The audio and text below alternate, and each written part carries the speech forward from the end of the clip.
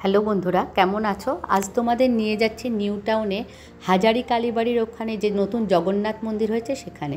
এটা Saint Xavier's Rosedale অ্যাপার্টমেন্টের ঠিক থেকে একটুখানি এগিয়ে গিয়ে ডান দিকে চলে গেলেই পড়বে হাজারি কালী মন্দির। দেখো একদম ফাঁকা, খুব সুন্দর জায়গা।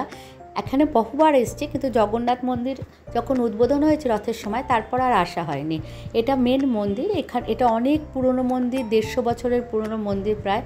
এখানে পাখির কলতানগুলো খুব সুন্দর লাগে। দেখো এই জায়গাটা একটা পুকুর মতো আছে, শোনা যায় এটা শ্মশানের জায়গা। মন্দিরের মধ্যে মহাদেব আর তারা মায়ের শান্ত মূর্তি রয়েছে। একদিকে রয়েছে কালী মন্দির, একদিকে রয়েছে শিব মন্দির। আর এখানে রয়েছে রাধা কৃষ্ণের মন্দির, পাশে বনবিবির মন্দির।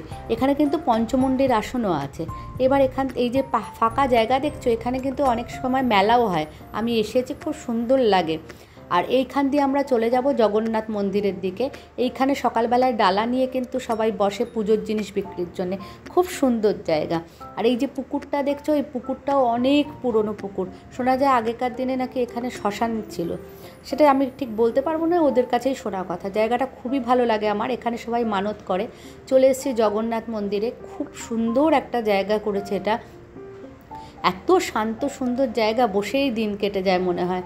এই যে জগন্নাথ দেবের সুন্দর মূর্তি, তার পাশে একদিকে রাম লক্ষ্মণ সীতার মূর্তি, আর একদিকে হনুমানজির মূর্তি। মন্দিরের মধ্যে খুব সুন্দর খাওয়ার ব্যবস্থা আছে দুপুরে বিনা পয়সায়। এই দিদি আমাদের এত যত্ন করে খাইয়েছেন বলার নয়। জায়গাটায় গেলে যেন মন ভরে যায়, বিকেলে আলোয় আলোময় হয়ে যায়। খুব সুন্দর একটা জায়গা, তোমরাও যেতে পারো।